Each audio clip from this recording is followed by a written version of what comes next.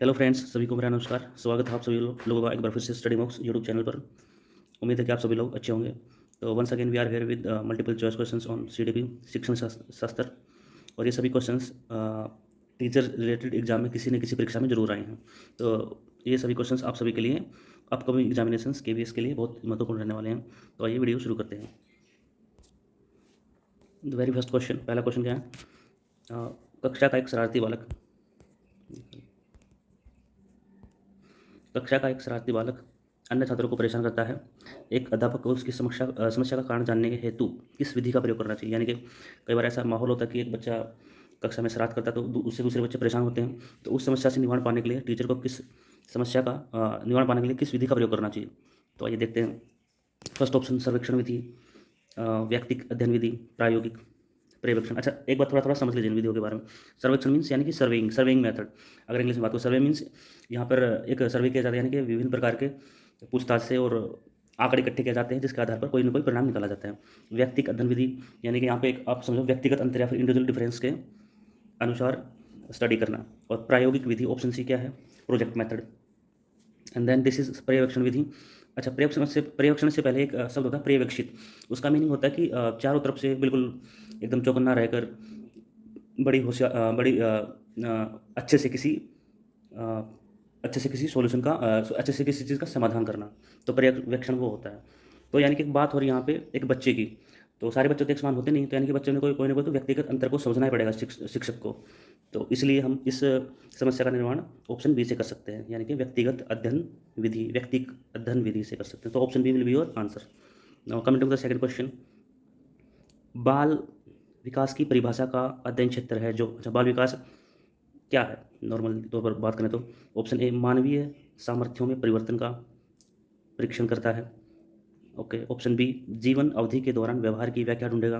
बच्चों की वयस्क तथा वरिष्ठ नागरिकों के साथ तुलना करेगा, कंपैरिजन होगा।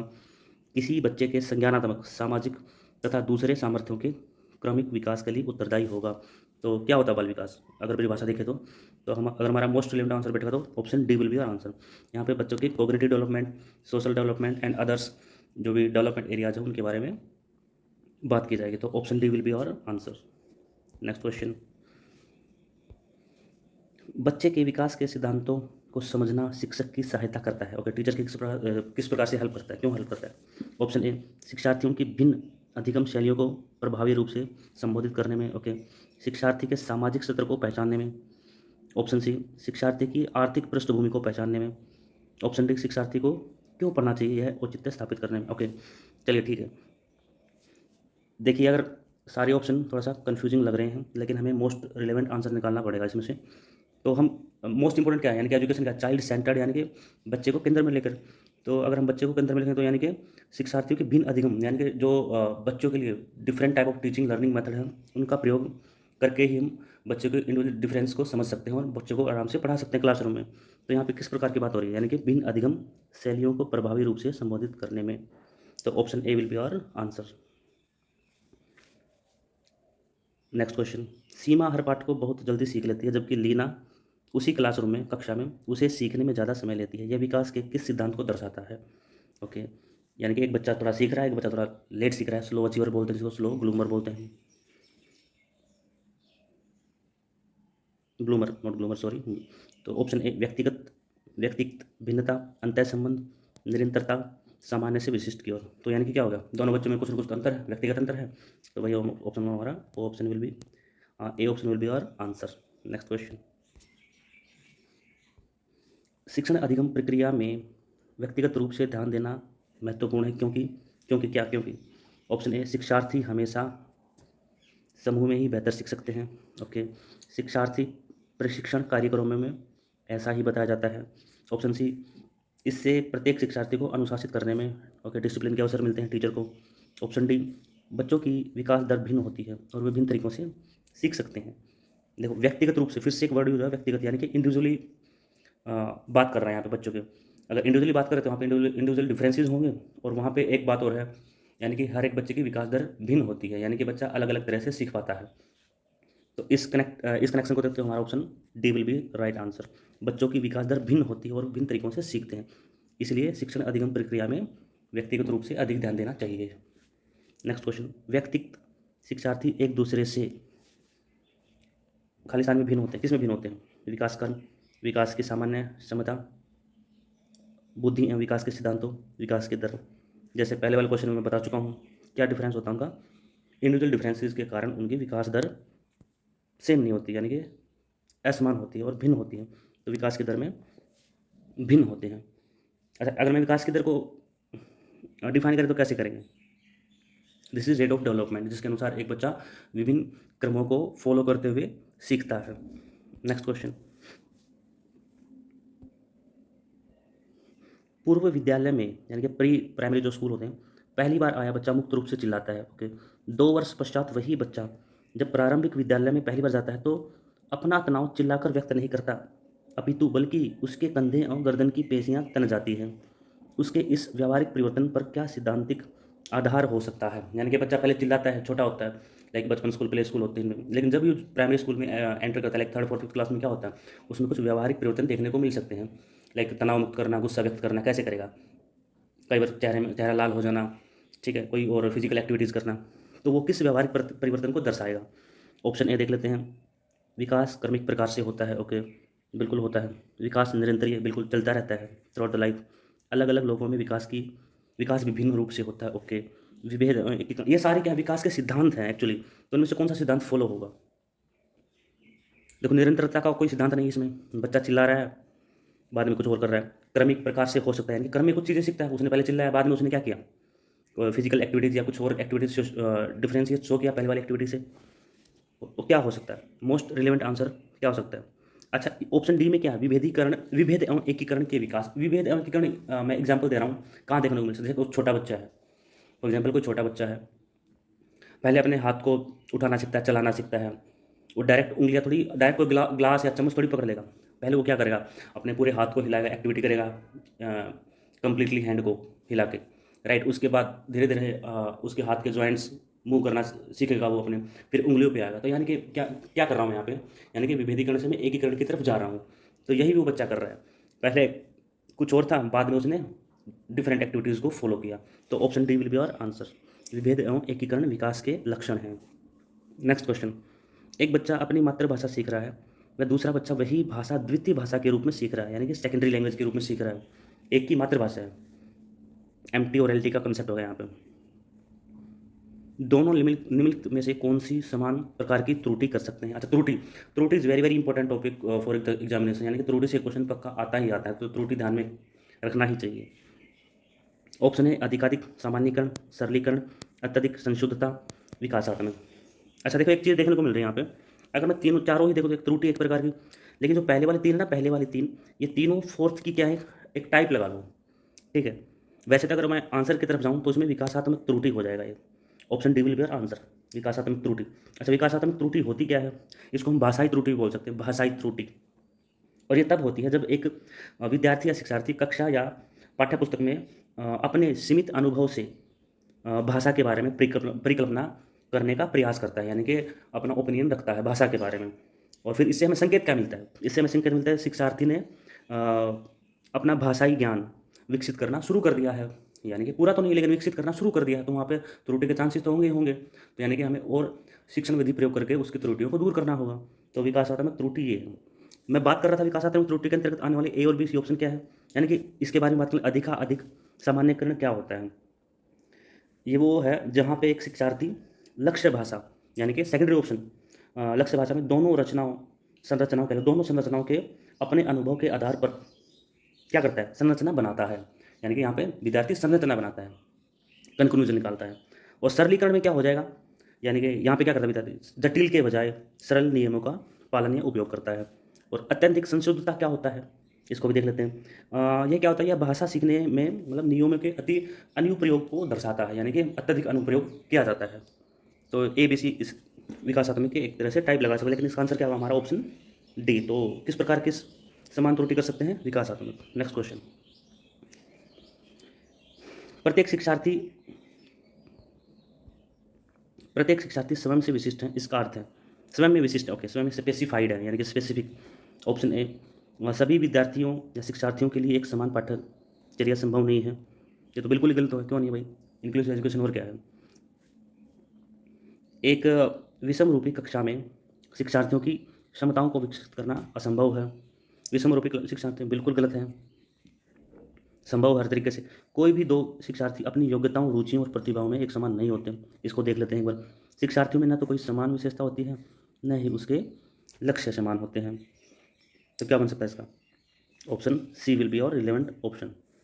यानी कि हर एक में इंडिविजुअल डिफरेंसेस होते हैं, उसके आधार पर उसकी शिक्षक का एक कर्तव्य बनता है कि इंडिविजुअल डिफरेंसेस को पता करके हर एक विद्यार्थी की योग्यता, रुचि और प्रतिभाओं को ध्यान में रखते हुए शिक्षण विधि अपनानी चाहिए। Next question. बच्चे के विकास के सिद्धांतों को समझना शिक्षक की सहायता करता है। किस वे में सहायता करता है? ऑप्शन ए, शिक्षार्थी को पढ़ाना चाहिए, यह औचित्य स्थापित करने में। अच्छा, बिल्कुल सिंपल होगा, very simple. Let's see next options. शिक्षार्थियों की भिन्न अधिगम शैलियों को प्रभावी रूप में संबोधित, इसको एक बार रख लेते हैं। शिक्षार्थी के सामाजिक स्तर को पहचानने में, शिक्षार्थी को आर्थिक प्रश्न। अच्छा, आप सोचेंगे सर सारे ऑप्शन अच्छे लग रहे हैं लेकिन मोस्ट रिलेवेंट की बात आ गई, तो यानी कि दिस इज चाइल्ड ओरिएंटेड। सारे ऑप्शन में बच्चे की बात हो रही है, लेकिन हम क्या करेंगे? भिन्न अधिगम शैलियाँ, डिफरेंट डिफरेंट टीचिंग मेथड्स को सीखने में विकास के सिद्धांत एक टीचर की हेल्प कर सकते हैं, शिक्षक की हेल्प कर सकते हैं। तो हमारा option C will be, option B will be our correct answer. यानी कि क्या है? भिन्न अधिगम शैलियों को सीखने में, डिफरेंट टीचिंग मेथड्स को सीखने में, संबोधित करने में। नेक्स्ट, इनमें से कौन सा बाल विकास का सिद्धांत नहीं है? अच्छा, ये क्वेश्चन बड़ा इंपॉर्टेंट है। यानी कि ये क्वेश्चंस क्या होते हैं कि बाल विकास के सिद्धांत बहुत इंपॉर्टेंट है। ये समझ लो कि यहाँ से क्वेश्चन बनते ही बनते हैं। और क्या करता है ये ऑप्शन, यानी कि ये जो इस टाइप का क्वेश्चन क्या है कि चार ऑप्शन दे देगा, चारों में कोई ना कोई घुसा देगा सिद्धांत, उनमें से एक नहीं होगा। तो सिद्धांतों को बिल्कुल ध्यान से पढ़ना है, बिटवीन द लाइन्स।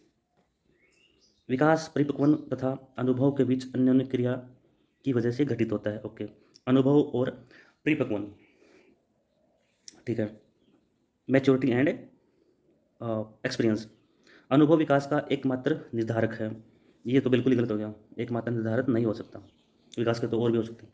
विकास प्रबलन तथा दंड के द्वारा सुनिश्चित किया जा सकता है, बिल्कुल गलत है।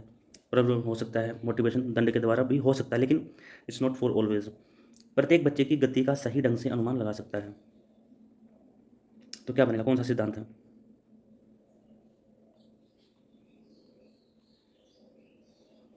Option A will be our correct answer. This is most relevant answer. विकास परिपक्वन और अनुभव के बीच अन्योन्य क्रिया की वजह से घटित होता है। सो मैनी बहुत सारी प्रतिक्रियाएं हैं जिनकी वजह से जो विकास के लिए उत्तरदायी होती हैं। तो option A will be our correct answer. Next question. निम्नलिखित में से कौन सा बाल विकास का सिद्धांत नहीं है? ये वही क्वेश्चन जो मैंने बोला था आपको, नहीं है बताना आपकी बार। सभी विकास एक क्रम का पालन करता है, बिल्कुल विकास क्रमिक है, स्टेप टू स्टेप होने वाली गतिविधि है। विकास के सभी क्षेत्र महत्वपूर्ण, बिल्कुल इंपॉर्टेंट है। सभी विकास परिपक्वन और अनुभव की अंतःक्रिया का परिणाम होते हैं। सभी विकास अधिगम एक समान गति से आगे बढ़ते हैं। तो कौन सा ऑप्शन होगा, कौन सा सिद्धांत नहीं है? डी इज नॉट अवर सिद्धांत, डी हमारा सिद्धांत नहीं है। तो option D will be our answer. अधिगम एक समान गति से आगे नहीं बढ़ते। Next question. विकास के बारे में निम्नलिखित में से कौन सा कथन सही नहीं है? कौन सा एक कथन नहीं है, सॉरी। विकासात्मक परिवर्तन एक सीधी रेखा में आते हैं, आगे जाते हैं। विकास जन्म से किशोरावस्था की ओर बढ़ता है और फिर पीछे की ओर, अच्छा, बिल्कुल रिवर्स होता है। विकास भिन्न व्यक्तियों में भिन्न गति से होता है, ये भी ठीक है। विकास जन्म से किशोरावस्था तक बहुत तीव्र अवस्था होती है, यानी कि बड़ा मैंने विकास की गति सबसे तेज किस अवस्था में होती है? दैट इज शैशव अवस्था, यानी कि जन्म से शुरू होकर उसके बाद रुक जाता है, बिल्कुल। तो option A will B answer. कभी भी एक रेखा होने का मीनिंग क्या है? यानी कि विकास हमेशा एक रेखा में ही बढ़ता रहेगा, यानी कि सिर्फ एक लाइन में, ये तो बिल्कुल पॉसिबल नहीं है। फिर ऐसे बिल्कुल पॉसिबल नहीं, विकास हमेशा यानी कि एक ग्राफ पैटर्न फॉलो होता है। बोल दिया ना, एक शेष अवस्था में बहुत तेज होता है, फिर थोड़ा सा स्लो होता है, फिर एक कांस्टेंट हो जाता है किशोर अवस्था के बाद, यानी कि जितना विकास हो चुका होना होता है।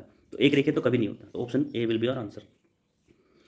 विकास के मनोसामाजिक सिद्धांत का प्रतिपादन, ये बिल्कुल डेफिनेशन है, तो आपको ध्यान में रखना होगा। यानी कि मनोसामाजिक सिद्धांत जितने भी विकास के, तो Erikson is our answer, Erikson ने दिया था भाई। Next question. मानव व्यक्तित्व के मनोलैंगिक विकास, अच्छा, मनोलैंगिक विकास को किसने महत्व दिया? ये हमारा फ्राइड आ जाएगा आंसर, फ्राइड ने दिया था भाई। Next question. मनोलैंगिक विकास में सुप्तावस्था का वर्ष अंतराल संबंधित है, ये डायरेक्टली एज ग्रुप वाले क्वेश्चन। तो इसका आंसर हो जाएगा अपना 6 से यौवन तक, यानी कि 6 से एडोलेसेंस किशोरावस्था तक, यौवन तक। नेक्स्ट। विकास के सिद्धांतों के बारे में निम्नलिखित में से कौन सा कथन गलत है? कौन सा कथन गलत है? विकास एक परिणात्मक प्रक्रिया है जिसका ठीक ठाक मापन हो सकता है। विकास परिपक्वन और अधिगम पर आधारित होता है। ओके, विकास वंशानुगत और वातावरण के बीच सतत अन्योन्य क्रिया से होता है। प्रत्येक बच्चा विकास के चरणों से गुजरता है, फिर भी बच्चों में व्यक्तिगत भिन्नता, ये तो बिल्कुल करेक्ट है, ये ठीक ऑप्शन, बिल्कुल डी गलत नहीं है, क्योंकि व्यक्तिगत भिन्नताएं होती हैं। प्रत्येक बच्चा चरणों से गुजरता है, लेकिन फिर भी व्यक्तिगत भिन्नताएं होती हैं, इंडिविजुअल डिफरेंसेस पाए जाते हैं। तो कौन सा गलत हो सकता है? अच्छा, बी क्या है? परिपक्व और अधिगम पर बिल्कुल है, आधारित होता है, ये भी ठीक है हमारा। वंशाणु बिल्कुल ठीक है, तो हमारा ऑटोमेटिक कौन सा ऑप्शन बचेगा? Option A. विकास एक परिणात्मक क्रिया है, परिमाणात्मक क्रिया है जिसका ठीक ठाक मापन हो सकता है। तो ऑप्शन ए गलत है, यानी कि ऑप्शन ए हमारा आंसर हो जाएगा। नेक्स्ट, 6 साल की लड़की। अच्छा, इस टाइप के क्वेश्चन बड़े इंपॉर्टेंट होते हैं, यानी कि बच्चे को सही तरह से समझने के लिए। और आजकल ऐसे ही क्वेश्चंस आपके एग्जाम पैटर्न में फॉलो होने लगते हैं।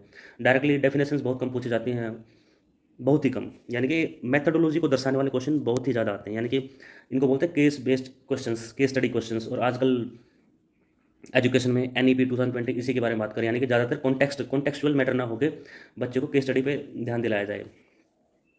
बुकिश मैटर पे ज़्यादा इंपॉर्टेंस देने के बजाय केस स्टडी पे ध्यान दिया जाता है। तो देखिए केस स्टडी क्या है। 6 साल की लड़की असाधारण खेल क्षमता दिखाती है। उसके माता पिता दोनों ही खिलाड़ी, ओके, दोनों ही खिलाड़ी, पेरेंट्स भी, और उसे रोज़ कोचिंग के लिए भेजते हैं और सप्तांत में उसे प्रशिक्षण भी देते हैं, कोचिंग भी देते हैं खुद भी। उसकी क्षमताएं किन के बीच की अंतः क्रियाएँ हैं? अच्छा, कौन से 2 फैक्टर हैं उनके बीच की क्रिया? स्वास्थ्य और प्रशिक्षण बिल्कुल हो सकता है, अनुशासन पोषण बिल्कुल, आनुवंशिकता और वातावरण, बुद्धियाँ विकास। तो देखो, पेरेंट्स की बात हुई है, बच्चे की बात हुई है, और उसके हार्डवर्क की बात हुई है, जो कहाँ पे कोचिंग में सीखती है। और कोचिंग में क्या है, एक डिफरेंट एनवायरनमेंट मिल गया बच्ची को। तो यहाँ पे से हमारा फिक्स ऑप्शन बन सकता है ऑप्शन सी, यानी कि बच्चे में कुछ ना कुछ अनुवांशिक गुण थे और ऊपर से वातावरण का एक एनवायरनमेंट ने बहुत बड़ा रोल प्ले कर दिया। तो ऑप्शन सी हमारा करेक्ट हो जाएगा। सो आज के लिए बस इतना ही। सो फिर से हाजिर होते हैं एक नई वीडियो के साथ। Have a good day.